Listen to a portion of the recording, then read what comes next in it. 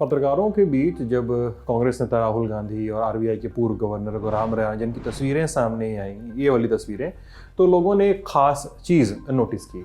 दोनों लोगों ने अपनी शर्ट पर, कपड़े पर माइक लगाया हुआ था। ये हमने लगाया है, तो ऐसा माइक लगाया हुआ था। तय हो गया था कि दोनों के बीच कुछ बातचीत हो रही थी या हुई थी या होने वाली होगी, जो कहीं ना कहीं रिकॉर्ड में आएगी।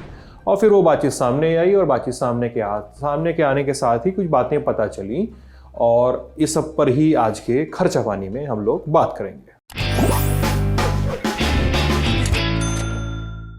तो जब ये तस्वीरें आई रघुराम राजन की, राहुल गांधी की, राजनीतिक धड़े अपने आपस में बढ़ गए। ट्विटर पे अपना सब शुरू हो गया, जो होता है हर बार, और सबके आक्रमण करने और आक्रमण बचाने में अपने अपने एजेंडे के हिसाब से सब लोग लग गए। लेकिन यहाँ बात रघुराम राजन, पूर्व आरबीआई गवर्नर की चिंताओं की है। वो आरबीआई गवर्नर जिसके नोटों पर साइन होते हैं, जो नोट हम इस्तेमाल करते हैं। और रघुराम राजन को चिंता है अगले साल की कि भारत समेत पूरी दुनिया में ग्रोथ के लिए ज़रूरी रिफॉर्म नहीं हो रहे हैं। और क्या कहा है उन्होंने, पॉइंट्स में जानते हैं, क्योंकि पॉइंट्स में समझना पढ़ना आसान होता है। पहला पॉइंट, कोरोना महामारी से निम्न मध्यम वर्ग बहुत प्रभावित हुआ, उन्हें ध्यान में रखकर नीतियां बनाई जानी चाहिए। दूसरा पॉइंट कि अपर मिडिल क्लास की कमाई बढ़ गई, क्योंकि कोरोना के समय ये लोग वर्क फ्रॉम होम कर रहे थे और उन्हें कोई दिक्कत नहीं हो रही थी। तीसरा पॉइंट, देश में आर्थिक विकास की दर कोविड शुरू होने से पहले ही गिरने लगी थी। अगर आप 2019 और 22 के विकास दर की तुलना में करें तो ये मात्र 2% है, और ये हमारे लिए बहुत कम है। कोविड की वजह से विकास दर धीमी हुई, लेकिन शुरुआत पहले ही हो चुकी थी। हमारी अर्थव्यवस्था 9% की ग्रोथ से घटकर 5% की ग्रोथ पर आ चुकी थी। यही प्रेडिक्शन है उनका आगे आने वाले वर्ष के लिए। और उन्होंने कहा आगे, जो चौथा पॉइंट है, कि हम पूंजीवाद के खिलाफ नहीं हो सकते हैं, लेकिन कंपटीशन के लिए हमें लड़ना होगा। हम बाजार पर एकाधिकार के खिलाफ हो सकते हैं। छोटे बिजनेस, बड़े बिजनेस देश के लिए अच्छे हैं, लेकिन मोनोपोली देश के लिए अच्छी नहीं है। इसमें एक और बात रोचक है, जब बातचीत के दरमियान रघुराम राजन से सवाल पूछा गया कि अगली क्रांति कौन सी हो सकती है, क्योंकि दुग्ध क्रांति, हरित क्रांति, कंप्यूटर क्रांति, इन सब क्रांतियों का जिक्र करके सवाल पूछा गया था। इस पर रघुराम राजन ने सर्विस सेक्टर की क्रांति का नाम दिया और कहा कि अमेरिका गए बिना भी अमेरिका के लिए काम किया जा सकता है, विदेशी मुद्रा अर्जित की जा सकती है। सर्विस सेक्टर का एक्सपोर्ट हमें निर्यात में महाशक्ति बना देगा, ऐसा रघुराम राजन का कहना है।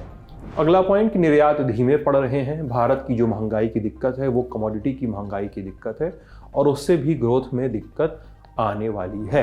ये रघुराम राजन के अपने पॉइंट्स हैं। ब्रॉडर बातचीत है, लंबी बातचीत है, आप देख सकते हैं कई जगह छप चल रहा है। ये पॉइंट वाइज था। अब इसके क्या मानी हो सकते हैं, क्या मतलब हो सकते हैं, इस पर हमने बात की बिजनेस टुडे टीवी के संपादक सिद्धार्थ जराबी से। सुनिए।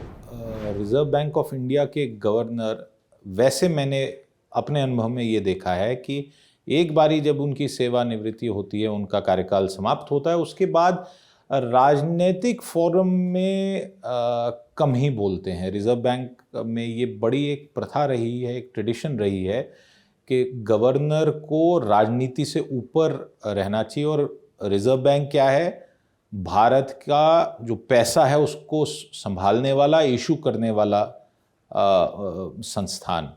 और गवर्नर की हैसियत ऐसी कि आपके हर करेंसी नोट पे, सिक्के पे उनका हस्ताक्षर, उनकी छाप रहती है।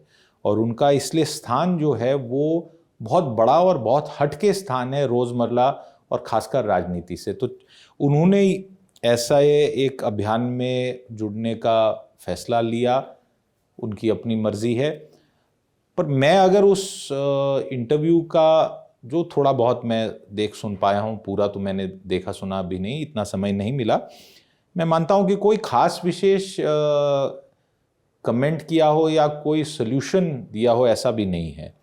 दूसरी तरफ ये भी कहना पड़ेगा कि कई सवाल जो उनकी तरफ आए, जिसमें शायद सवाल पूछने वाले राहुल गांधी जी चाह रहे होंगे कि रघुराम राजन कुछ बड़ा ज़बरदस्त बोलें, कुछ बड़ी बात बोलें, ऐसा भी नहीं मिला। उन्होंने एक इकोनॉमिस्ट की तरह ही बात की और एक मिडिल टाइप की बात की। बट गवर्नर साहब को एक राजनीतिक यात्रा में अर्थव्यवस्था को लेके एक ऐसा करना चाहिए था।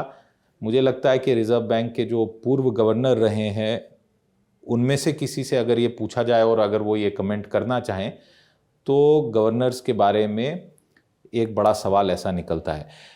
भारत की अर्थव्यवस्था की स्थिति देखिए, जो सबसे बड़ी बात हमें समझनी पड़ेगी कि अभी जो स्थिति है वो 6 महीने पहले नहीं थी और जो आज स्थिति है वो 6 महीने बाद भी नहीं रहेगी।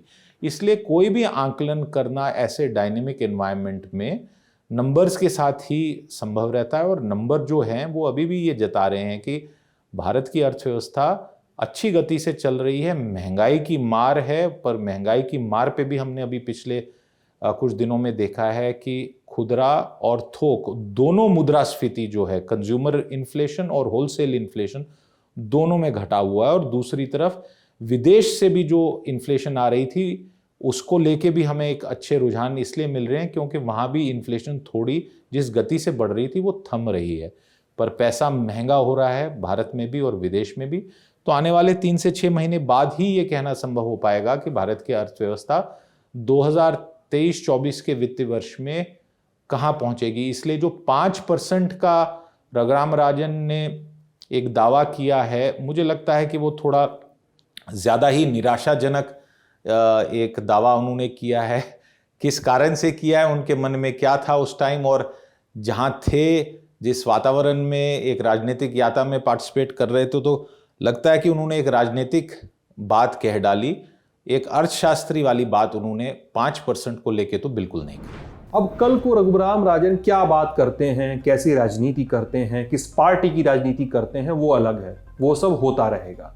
लेकिन किसी पार्टी में चले जाएं तो वो अपना जज करने वाला काम आप लोग कर सकते हैं, लेकिन रघुराम राजन की चिंताएं भी हैं और उस पर काउंटर्स भी हैं। रघुराम राजन आरबीआई के पूर्व गवर्नर हैं, तो ये भी अपेक्षित है कि एक्शन प्लान बनाए वो, जिस पर बहस की जाए, जिस पर संवाद हो, जिस पर विवाद हो। सरकार के अपने दावे हैं ही हैं कि भाई अर्थव्यवस्था अच्छी गति से चल रही है। कई सारे एक्सपर्ट भी ये कहते हैं अर्थव्यवस्था अच्छी गति से चल रही है, लेकिन कई एक्सपर्ट ऐसा नहीं भी मानते हैं। आगे आने वाले साल में मंदी की आहटें हैं, मंदी की बातचीत हो रही है, कैसी आएगी, कितनी आएगी, नौकरियां जाने की बातचीत हो रही है। नवंबर में ही हमने कितनी खबरें सुनी कि कितने सारे लोगों की, हज़ारों हज़ार लोगों की नौकरी चली गई, छटनी हो गई, तो उस पर भी बातचीत है। उन सब के बीच में चिंताएं भी हैं। और ये था आज का छोटा सा खर्चा पानी। कल मिलेंगे एक और एपिसोड के साथ। शुक्रिया।